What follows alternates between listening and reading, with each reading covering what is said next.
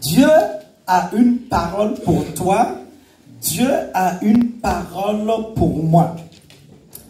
Et peuple de Dieu, je vous invite à prendre vos Bibles avec moi. Et voici le titre de mon message. Entre la promesse et l'accomplissement. Entre la promesse et l'accomplissement. Qu'est-ce que Dieu t'a promis? Qu'est-ce que Dieu t'a dit? Qu'est-ce que Dieu nous a promis? Entre ce que Dieu dit et l'accomplissement. Et nous avons comme texte de référence Psaume 33, verset 9. Car il parle et la chose existe. Il commande et elle apparaît. Amen. Notre deuxième texte, c'est Hébreux, chapitre 11, verset 1. Or, la foi est une ferme assurance des choses qu'on espère, une démonstration de celles qu'on ne voit pas. Et nous sommes à l'introduction. Un jour, Joseph reçut la vision que Dieu avait pour sa vie. Il serait gouverneur de l'Égypte. La vie de Joseph est un exemple d'accomplissement de la promesse divine. Dieu avait un plan pour sa vie et il s'est accompli. La réalisation de ce plan intervenant des années plus tard. 20 années vont s'écouler entre la promesse et son accomplissement. Et pendant ces 20 années, Joseph va devoir persévérer, garder la foi, affronter pièges et difficultés. Beaucoup d'entre nous souhaitent voir les promesses de Dieu sur nos vies se réaliser instantanément. Aussitôt dit, aussitôt fait, comme dit le proverbe. Mais la réalité est que la réalisation d'une promesse peut être longue. En tant qu'enfant de Dieu, il est essentiel pour nous de connaître la vision que Dieu a pour notre vie. Elle doit être claire et ancrée dans notre cœur pour ne pas l'abandonner lorsque la route deviendra difficile. Cette vision est personnelle et peut se révéler parfois difficile à communiquer aux autres. Ce fut le cas de Joseph. Le fait d'avoir parlé de son chose à ses proches lui valut d'être rejeté. Mais comme il connaissait la vision que Dieu lui avait donnée, il a pu persévérer jusqu'à son accomplissement. D'autres personnages de la Bible, tout comme Joseph, ont dû attendre longuement avant de voir la promesse de Dieu s'accomplir dans leur vie. Vous les connaissez très certainement. Il s'agit d'Abraham et de Sarah, qui ont reçu la promesse de devenir parents et qui le sont devenus à un âge très avancé. Il s'agit de ceux de Tarse qui ont reçu une parole prophétique selon laquelle ils deviendraient un instrument de choix pour toucher les nations. Il n'entamera son voyage missionnaire que 15 années plus tard. On peut parler des héros de la foi au sens de Hébreux chapitre 11. Quand on repense à tous ces personnages, ces personnes continuent d'avancer en attendant l'accomplissement de la promesse. Elles conservent une ferme assurance et espèrent dans les promesses de Dieu. Même si elles tardent, elles continuent d'y croire en proclamant: si Dieu a parlé, si Dieu l'a dit, il le fera. Mais il faut être honnête. Nous ne sommes pas tous des héros de la foi. Et que faire et comment réagir sur la route de l'accomplissement qui parfois est très longue. C'est ce que je vous propose de voir en 3 points en ce matin. Premièrement, attendre et persévérer en attendant que la porte de l'accomplissement s'ouvre. Il nous faut apprendre à attendre et à persévérer, car avec Dieu, le chemin le plus rapide peut être le plus long. Au lycée, ou ça au collège, nous apprenons que le chemin le plus court entre 2 points. Ah, j'ai plein de mathématiciens ce matin, gloire à Dieu. C'est la ligne droite. Mais pour Dieu, est-ce vrai? Pour Dieu, est-ce vrai? La route la plus courte pour rejoindre le pays promis était celle du nord. 11 jours. Mais le Seigneur leur fut prendre celle du sud. Et nous voyons cela dans Exode chapitre 13, verset 17. C'est là on aime dire, on ne comprend pas Dieu. Mais, est-ce que l'homme qui est fini peut comprendre l'infini? Parfois, Dieu vous fait prendre des détours. Vous pensez avoir une promotion rapidement. Plus le temps passe et rien ne se débloque. Vous projetez de vous marier d'ici 2 ans et toujours pas de fiancé. Vous imaginez votre société prendre un essor incroyable et le contrat ne se bouscule pas. Et voici que votre ligne droite, celle que vous avez projetée, est devenue un véritable labyrinthe. Pourquoi le Seigneur agit-il ainsi?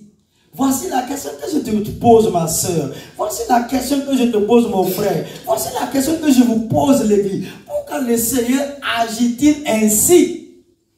Dans le cas des enfants d'Israël, ils n'étaient pas encore capables d'affronter les Philistins. C'est pourquoi Dieu les fut mûris dans le désert. Pourquoi ces détours? Et que faire dans la salle d'attente?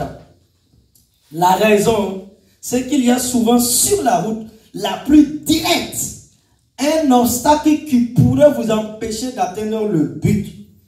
Dieu connaît les dangers sur votre route et son désir n'est pas que vous retourniez en Égypte, mais que vous saisissez votre héritage.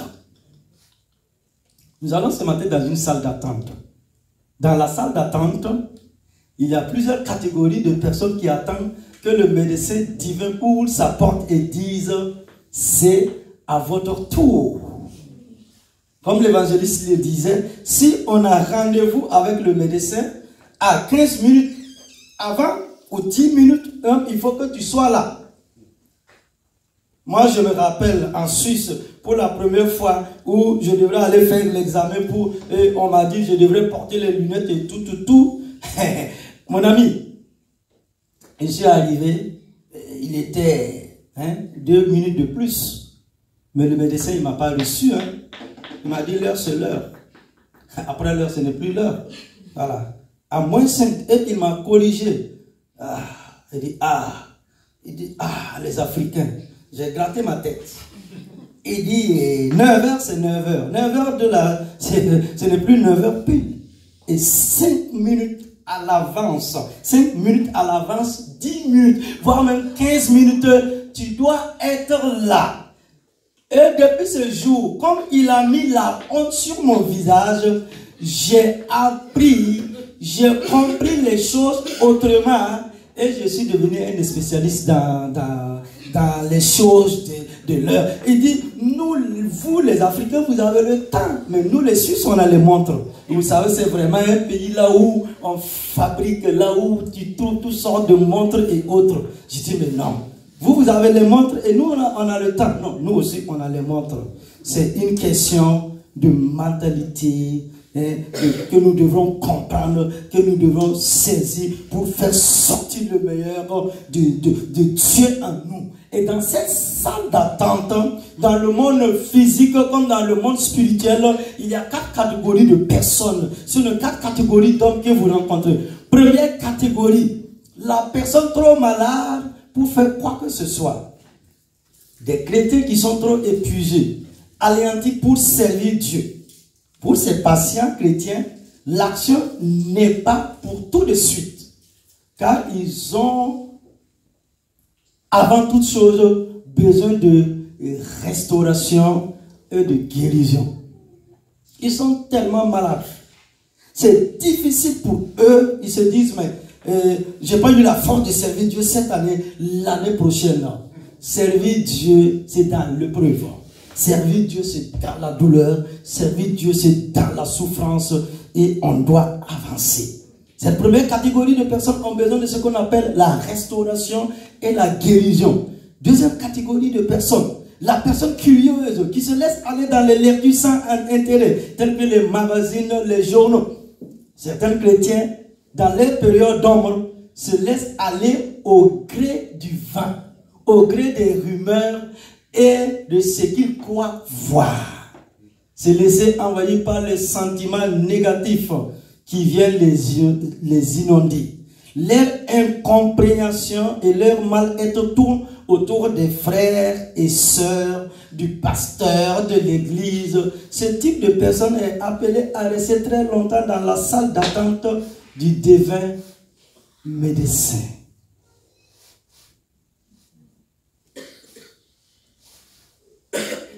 Des sentiments négatifs. Est-ce que vous avez bien écouté le témoignage de la sœur?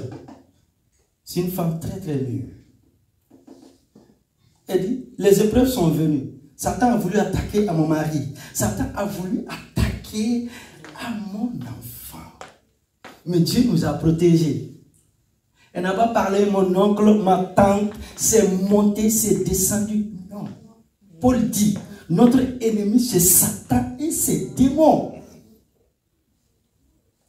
Avoir la foi, dit le preuve. Jésus a dit, vous aurez des tribulations dans ce monde, vous aurez des problèmes, mais prenez courage. Moi, j'ai vaincu le monde. Quand il y a une situation, quand il y a un problème, va au pied de la croix. Ne vois pas un homme physique ou une femme physique, mais il faut voir l'esprit. Un esprit derrière. C'est pourquoi Paul dit, car nous combattons pas les êtres humains. Notre combat n'est pas physique. Notre combat est spirituel. Là, tu vas te lever dans la gloire. Là, tu vas te lever dans la victoire de ce que Dieu est en train de faire dans ta vie pour que la gloire et l'honneur reviennent à lui seul.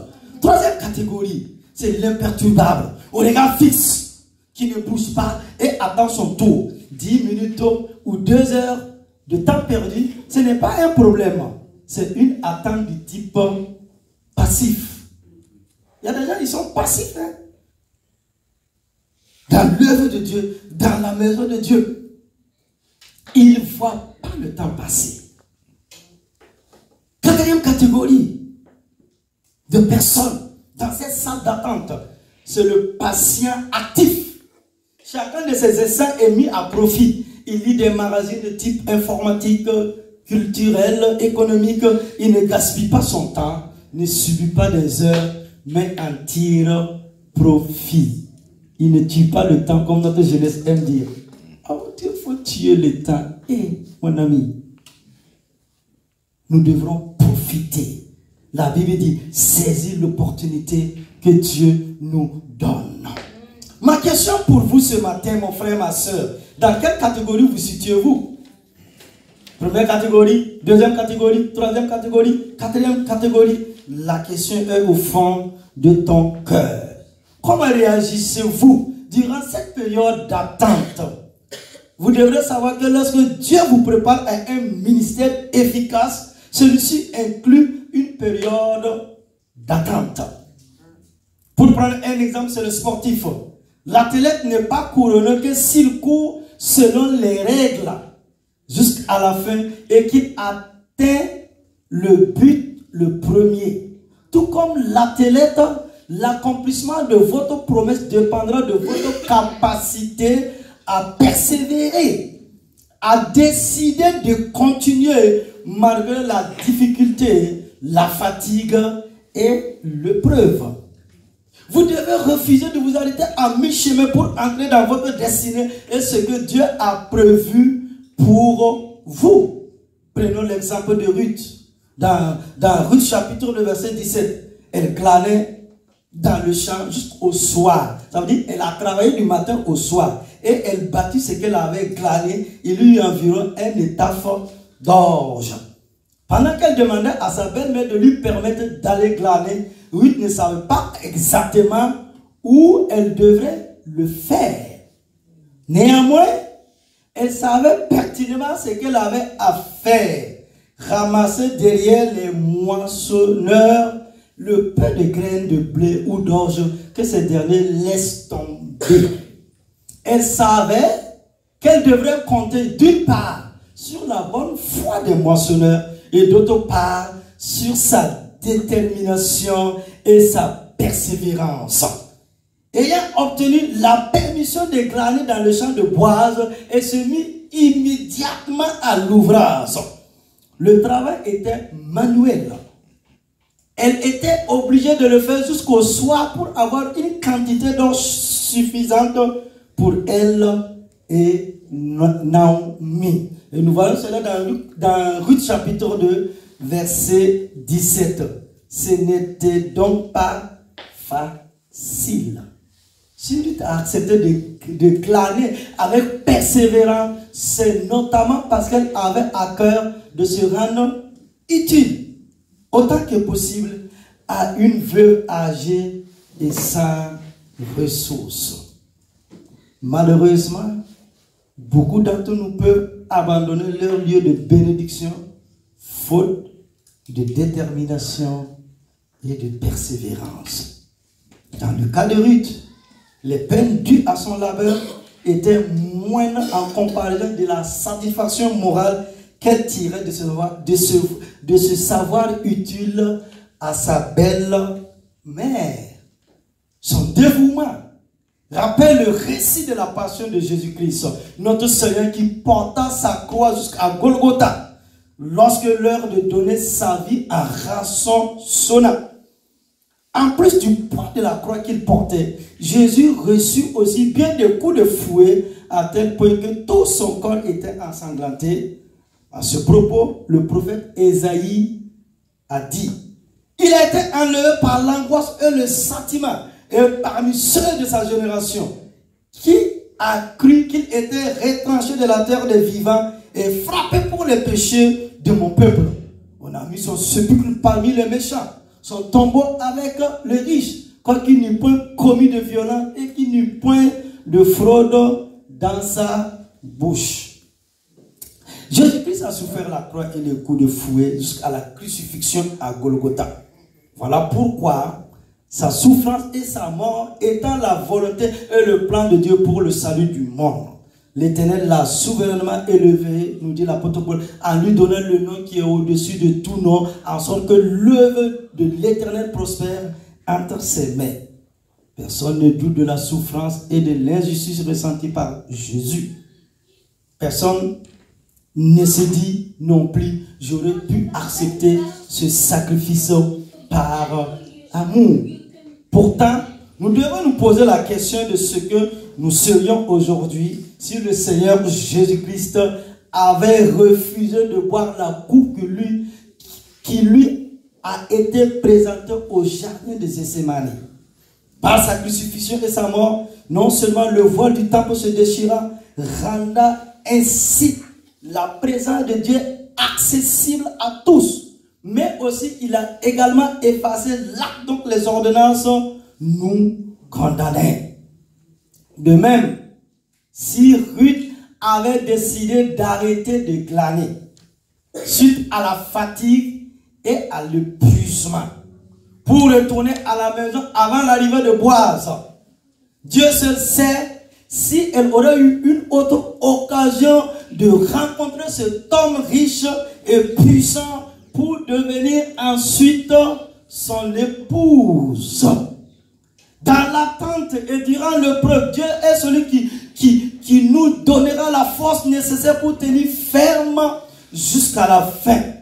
Il faut comprendre, il faut compter sur sa grâce et accepter que les choses se passent selon la volonté de Dieu et non selon notre volonté. C'est ce que fit justement le Seigneur Jésus-Christ à Gethsémane. Il pria 3 fois pour que la coupe qu'il devrait boire soit si possible écartée. Puisque c'était la volonté de Dieu, il l'accepta. Et la parole de Dieu dit, alors un ange lui apparut du ciel pour le fortifier. Luc chapitre 22, verset 43. L'Éternel nous donnera le moyen de sortir de n'importe quelle situation de notre vie, afin que nous obtenions la récompense finale lorsque nous lui restons fidèles, comme l'a fait Jésus et tant d'autres hommes comme nous. Ruth. Cette mamie, cette pauvre femme, elle a regardé la femme, mais avec un regard spirituel. Dans cette vie, aujourd'hui, on pouvait se dire, comment moi, jeune femme, je peux suivre cette mamie? Peut-être la Bible ne le dit pas. Mais elle a entendu cette femme prier. Elle a entendu cette femme parler de son Dieu. Le Dieu d'Israël. Le Dieu fort et puissant. Peut-être elle a entendu cette femme dire que Dieu a fait la promesse à Israël qu'un jour, Dieu lui-même visitera son peuple. Dieu lui-même guérira son peuple. Dieu lui-même restaurera son peuple. Dieu lui-même apportera la satisfaction, le bonheur, le réconfort. Dieu lui-même se lèvera et combattra pour son peuple. Elle a regardé cette femme, mais avec courage, mais avec détermination. Elle a suivi la femme. Elle a été à son service. Et au-delà, elle n'est pas restée les mains croisées. Et elle a obéi à tout ce que cette femme, cette mamie l'avait dit. C'était dans l'épreuve, dans les douleurs, dans la souffrance, c'était le chemin de Dieu pour qu'elle puisse entrer dans la bénédiction de Dieu.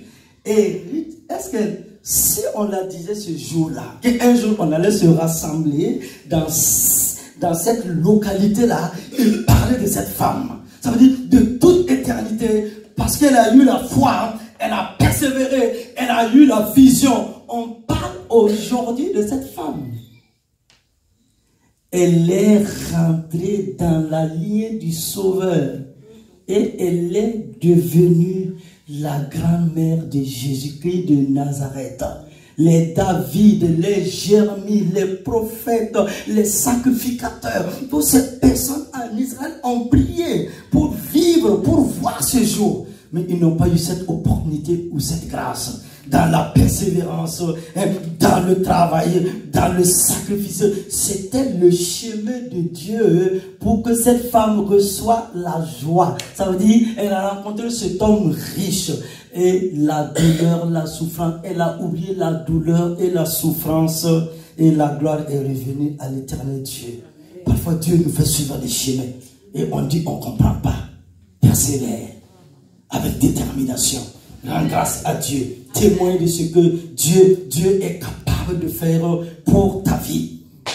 Deuxièmement, voir au-delà de la majorité et des apparences. Waouh! Voir au-delà de la majorité et des apparences. Juste avant d'entrer dans le pays promis, nous sommes dans Nombre chapitre 13, verset 17. Et Moïse les envoya pour explorer le pays de Canaan. Et il leur dit, montez de ce côté par le Negev et vous monterez dans la montagne. Tels sont les noms des hommes que Moïse a envoyés pour explorer le pays. Et Moïse donna à Osée, fils de Nom, le nom de Josué. Là, quand je vais revenir sur les noms, son nom, Josué, au départ, son nom était Osée. Et quand il devrait, regardez, quand Dieu a rencontré Abraham, son nom est devenu Abraham. Sarah, Sarah, son nom est devenu Sarah. Jacob, son nom est devenu Israël, parce qu'il devrait rentrer dans l'accomplissement de la promesse de Dieu, dans la révélation, dans une nouvelle chose que Dieu fait pour la gloire de son saint nom. Lorsque notre foi est inébranlable, Dieu nous aide à vaincre des obstacles en apparence insurmontables. Prenons l'exemple cité dans Nombre 13, 17 plutôt. Après avoir parcouru le pays de Canaan, les 12 espions reviennent auprès de Moïse et le peuple d'Israël afin de leur apporter ce qu'ils avaient vu. Tout le peuple était impatient.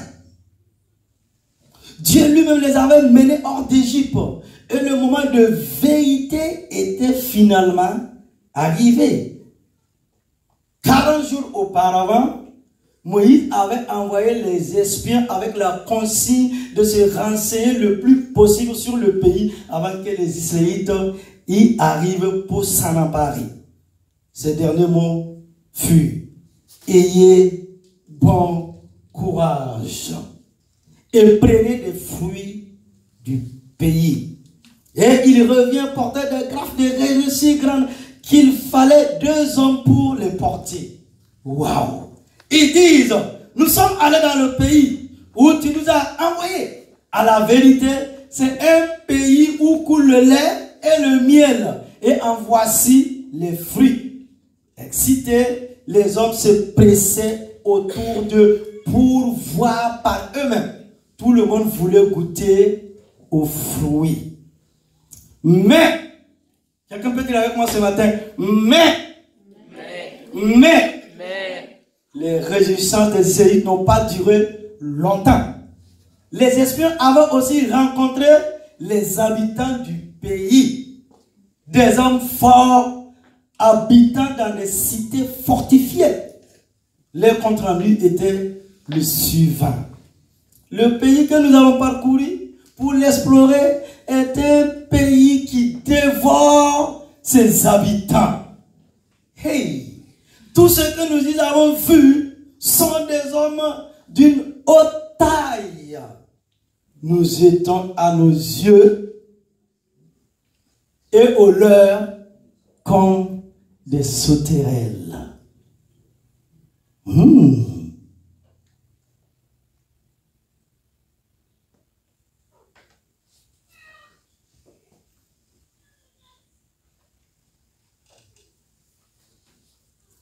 Il y a le lait, il y a le miel, mais il y a aussi des génies.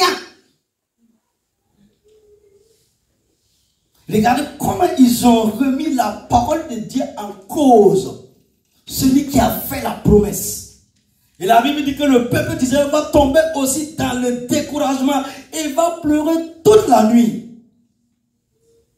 Il se lamentait certainement en se disant: avons-nous souffert tant de preuves pour échouer finalement au seuil du pays promis? Dieu ne peut pas aider ceux qui ne veulent pas croire. Il a un trop grand respect pour le livre arbitre qu'il nous a donné. En fait, sans la foi, il est impossible d'être agréable à Dieu. D'autre part, il récompense richement ceux qui le cherchent. Nous devons, comme Josué et Caleb, voir au-delà des apparences et de la majorité. Josué et Caleb, qui faisaient partie des 12 des espions, vont s'exprimer à leur tour. Mais, il y a un autre mais le feront différemment. Si l'Éternel nous est favorable, quelle parole de foi, de courage, de détermination. Si l'Éternel nous est favorable et il nous mènera dans ce pays et nous le donnera. Seulement ne soyez point rebelles contre l'Éternel et ne craignez point les gens de ce pays, car ils nous serviront de pâture. Ils n'ont plus d'ombrage pour les couvrir. L'Éternel est avec nous, ne les craignez point.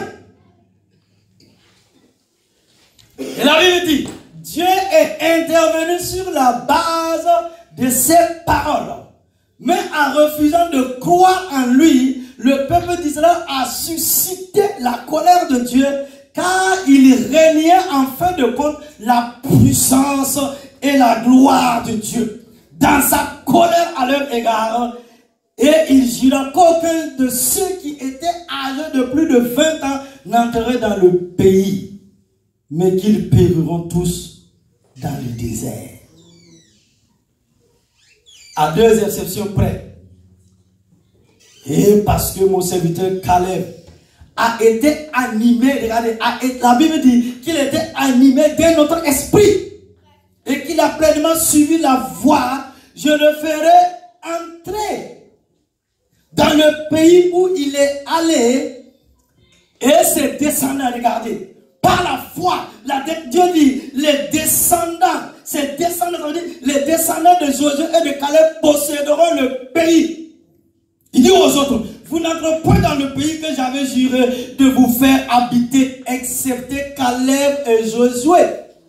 Cet esprit qui animait Josué et Caleb était l'esprit de foi. La foi signifie que l'on ne regarde pas à ce qui est visible, mais que l'on croit que Dieu est tout puissant. La foi signifie également d'être obéissant même lorsqu'on ne peut pas en voir les résultats. La foi signifie l'action. La foi donne des résultats. C'est pourquoi Gandhi disait, regardez ce temps, Gandhi disait, la vérité reste la vérité, même si nous sommes une minorité. La vérité de Dieu reste la vérité. Ne regardez pas à votre nom si vous êtes dans la vérité de Dieu. Ne regarde pas à ta situation présente. Ne regarde pas les obstacles. Ne regarde pas les barrières. Ne regarde pas les difficultés. Mais regarde à la puissance de ton Dieu. C'est pas le pasteur qui t'a fait la promesse. C'est pas ta mère qui t'a fait la promesse. C'est pas un homme qui t'a fait la promesse. C'est Dieu lui-même qui dit, je vais t'amener, il dit, cette année finissant, et le début de 2020, Dieu dit, je vais t'amener dans ce beau pays. Vous croyez quand Dieu parlait à Israël, vous croyez quand Dieu parlait à son peuple, il ne savait pas qu'il y avait les géants là-bas, il savait qu'il y avait les géants. Parce que dans ce pays de Canaan, il y avait d'autres personnes qui habitaient dans ce lieu. Puisque c'est un lieu riche. Pourquoi aujourd'hui encore dans le monde, là où il y a les puits de pétrole, là où il y a le diamant, là où il y a le colbate, là où il y a l'or, là où il y a les pierres précieuses, il y a encore des combats, il y a encore des guerres. Parce que le sol, le sous-sol est extrêmement riche.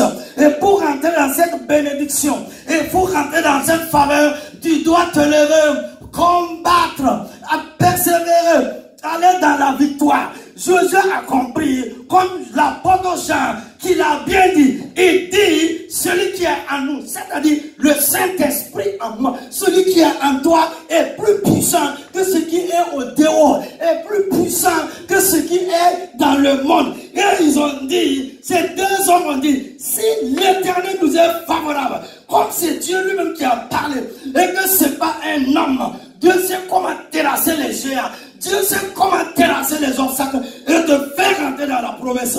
Tu es né avec une promesse, mon frère, ma soeur. Vous êtes né avec une promesse. Et il y a une bénédiction de Dieu. Et il y a une gloire de Dieu dans votre vie. C'est pour cela il faut qu'il y ait les géants. Il faut qu'il y ait les obstacles. Il faut qu'il y ait les difficultés. Dieu va voir le degré sur la hauteur de ta foi en lui. Afin qu'il ouvre la porte. Afin qu'il se manifeste. L'église de Jésus-Christ doit être une église de foi, de persévérance, de prière. Et vous devez être comme cette femme. Tout va bien. L'enfant est mort. Il dit, je refuse. Parce que hier, il disait, je ne pouvais pas avoir un enfant. Aujourd'hui, cette femme, regardez-moi, une femme courageuse, une femme de détermination, une femme de force. Et savait que l'enfant, c'était la promesse de Dieu pour sa fille. Et elle a dit à Satan, tu ne pourras pas me voler cet enfant. Hier, elle disait, je ne peux pas avoir un enfant. Aujourd'hui, elle dit à Satan, tu ne peux pas me voler cet enfant. Waouh! La foi, ça se vit. La foi, ça se démontre. Et nous devons marcher par la foi et non par la vue. Nous devons avoir le langage de Dieu, le langage du ciel. Et le langage de Dieu, c'est quoi? Dans le langage de Dieu, il n'y a pas impossibilité dans le vocabulaire de Dieu, s'il vous plaît, Église. Dans le vocabulaire de Dieu, c'est possibilité. Pourquoi vous avez peur de témoigner, de chanter, de louer, de servir votre Dieu? Regardez la majorité. C'est ça qui trompe parfois les gens.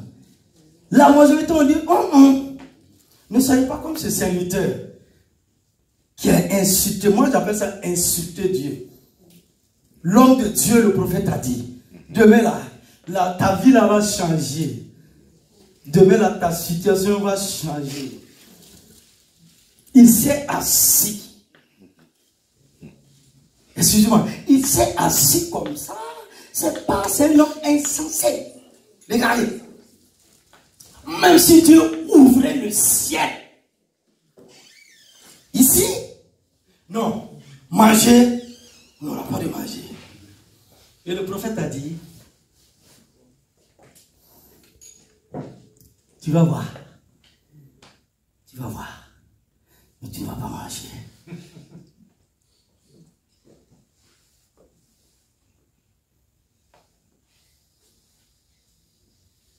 Le Saint-Esprit parle à une maman.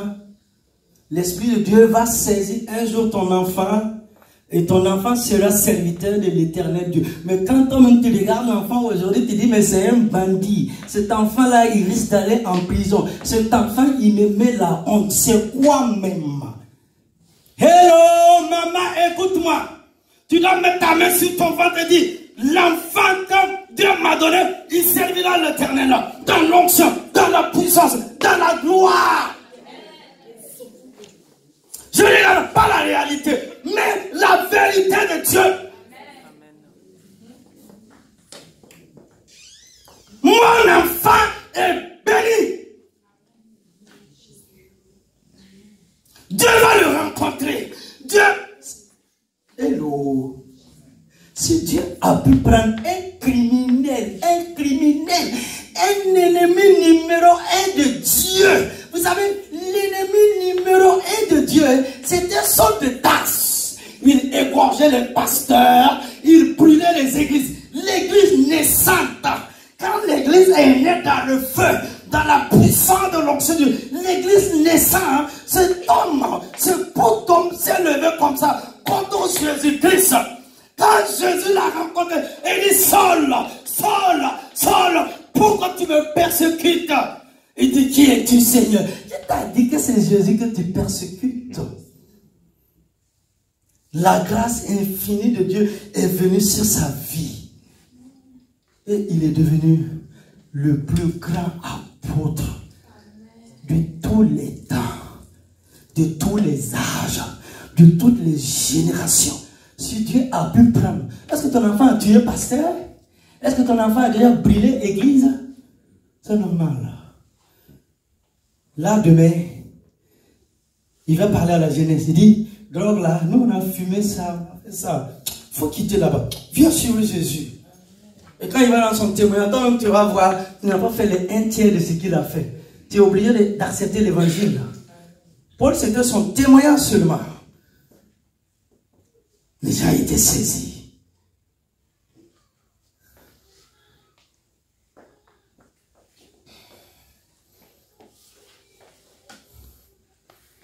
Dieu veut que nous choisissions de croire et que nous choisissions d'obéir. Dieu était avec Josué et les Israélites.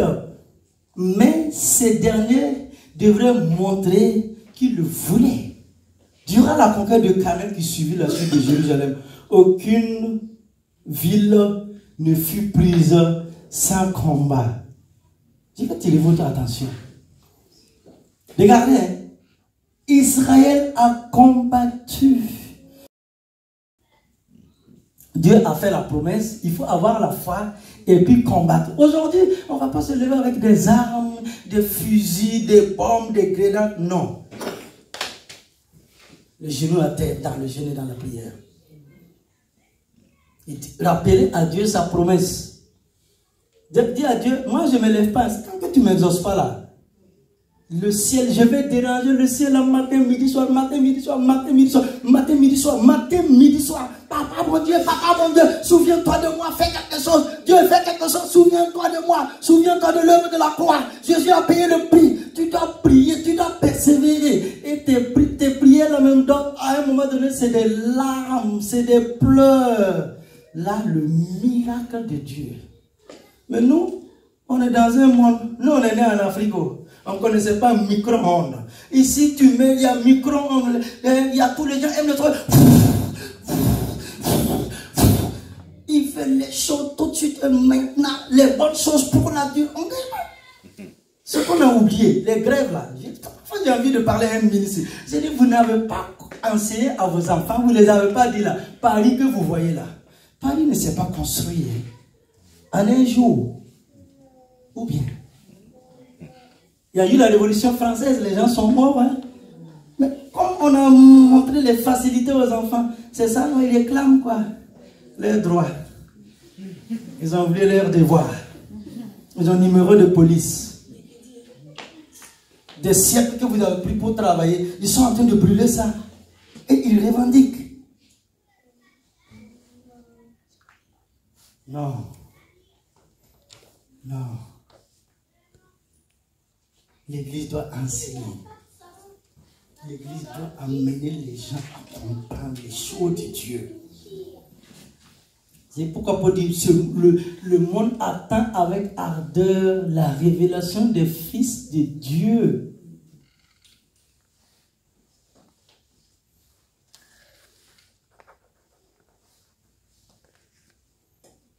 Accepte la période de formation car elle est salutaire et nécessaire pour l'accomplissement des promesses de Dieu envers vous. Il s'agit de regarder à la vérité et non à la réalité. Et dans ce livre-là, regardez, dans ce livre de Dieu, il y a combien de promesses pour ta vie? Il y a des promesses qui sont à notre disposition. Combien? 860. 665. Il y a des promesses. Promesses pour toi. Promesses pour toi, pour ta famille, pour tes enfants. Il y a combien ici? Qui peut me dire, maman, il y a combien de promesses pour toi? Ici, dans ce livre de Dieu. « 800 combien? 66. Pardon? 800? Plus de 8000 bénédictions, pas 800. 800? Donc vous dites 800 promesses de Dieu pour ma vie? Et puis je pleure? Non, je dirais 1000.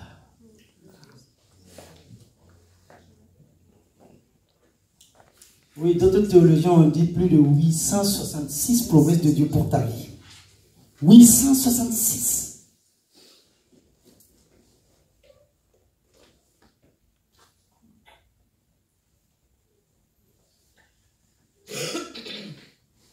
Pour ta vie. Nous devons laisser Dieu agir à sa manière et tout le mettre entre ses mains. Au lieu de laisser, troisièmement pour terminer, au lieu de laisser Dieu agir à sa manière là, nous voulons arranger les choses là à notre manière. Et ça ne marche pas. On ne laisse pas Dieu être Dieu. Il est important que nous apprenions à remettre notre vie entre les mains de Dieu. Abraham, le père des croyants, était prêt à donner son fils Isaac pour laisser Dieu agir selon sa volonté. Il a amené Isaac à l'autel en disant, Seigneur, je suis prêt à te donner ce que j'ai de plus précieux. Agis comme tu le désires. Je m'en remets à toi. Cela a certainement été très dur pour lui, car Isaac était l'enfant de la promesse. Mais il avait décidé de laisser Dieu prendre les rênes de sa vie. C'est quand il a dit, oh, vraiment, on dit, mais Dieu, pourquoi tu peux me demander des choses comme ça? Simple, pratique. Plus de 25 ans, là, 25 ans, tu m'as donné un enfant. Et un matin, tu viens, tu dis, tu m'as donné l'enfant de la promesse. Un matin, Dieu vient, il dit, il veut cet enfant. Il faut être garçon, hein.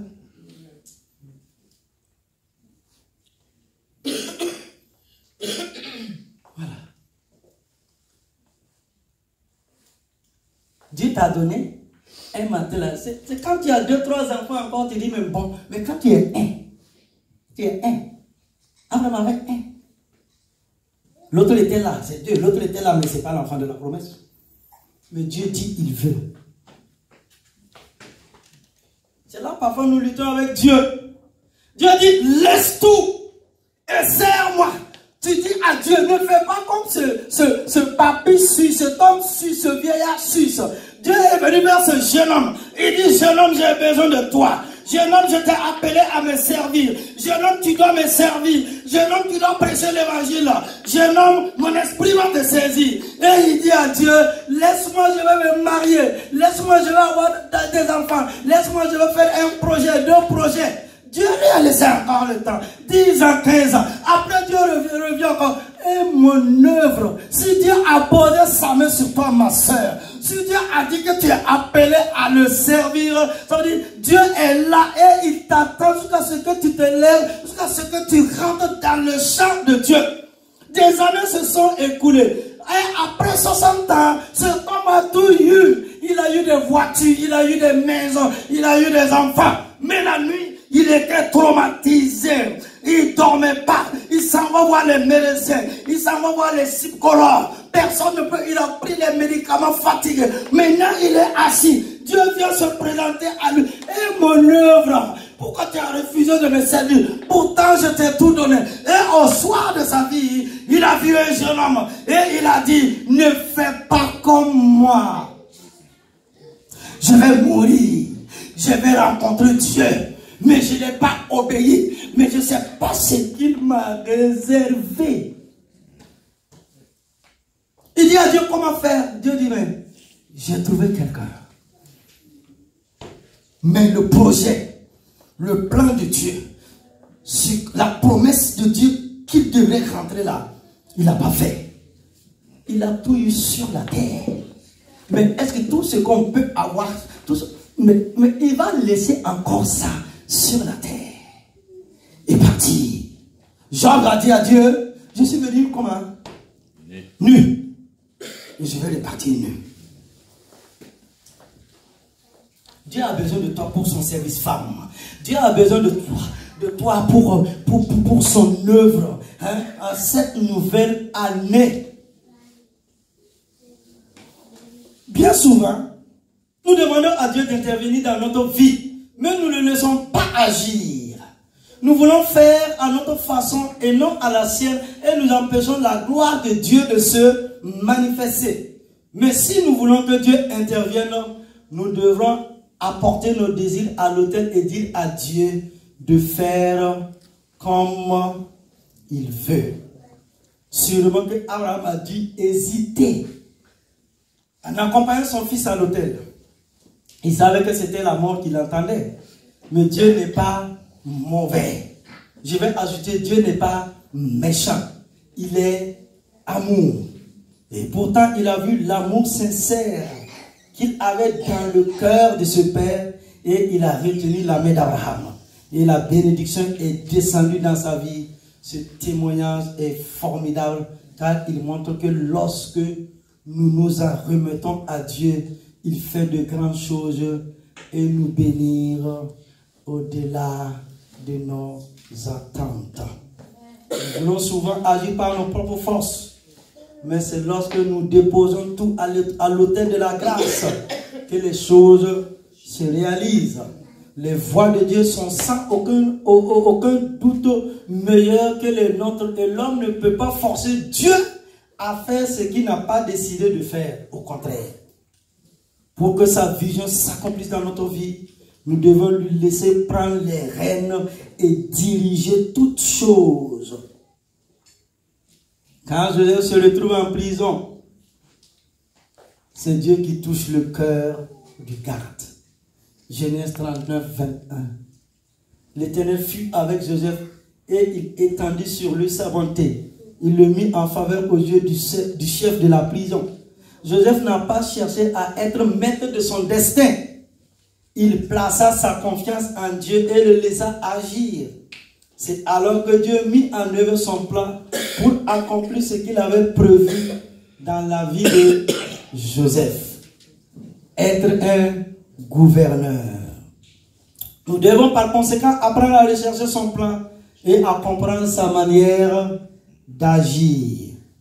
Quand quelque chose ne va pas dans notre vie ou qu'une situation est bloquée, nous devrons apprendre à tout déposer au pied de la croix et laisser Dieu prendre la barre.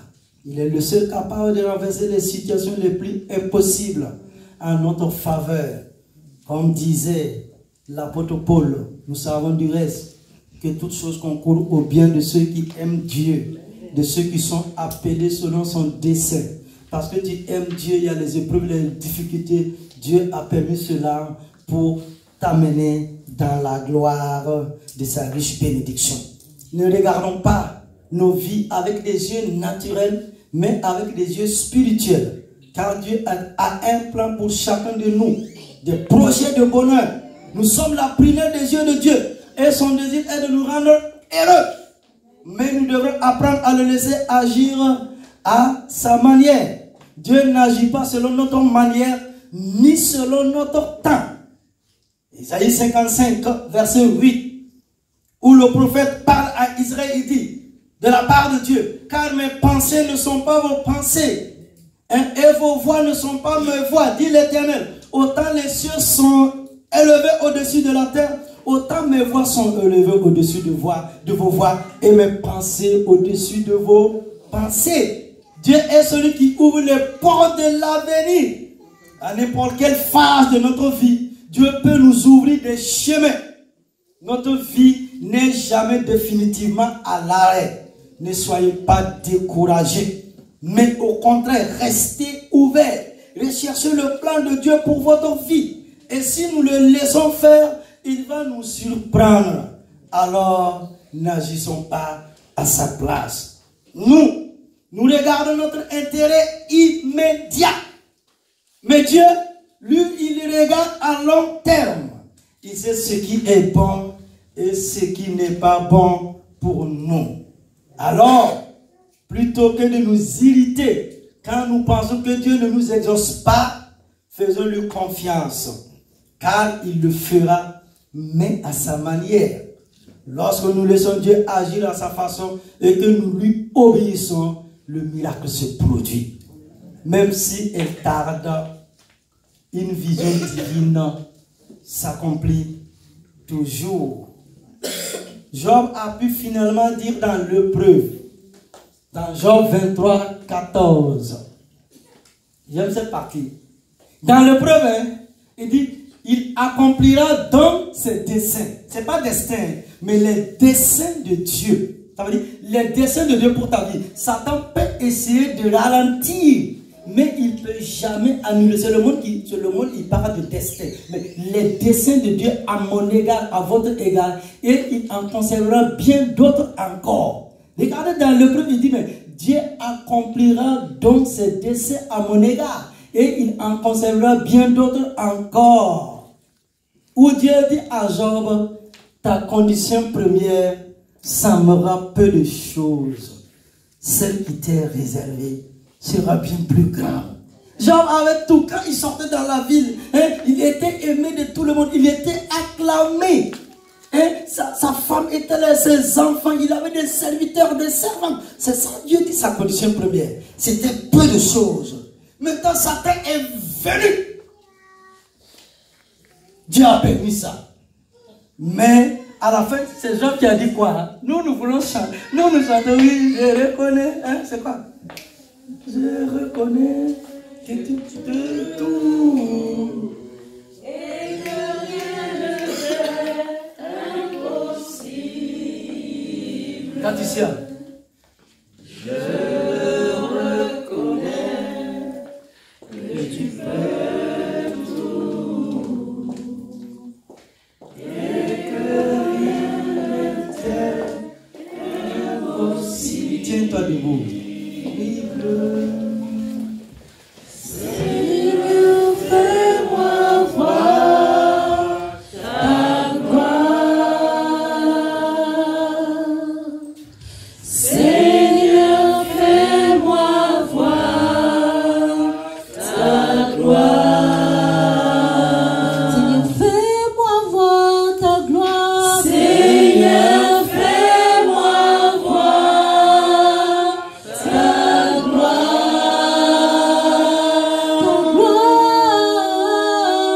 Seigneur, fais-moi voir ta gloire. Amen. C'est pas fini. Amen.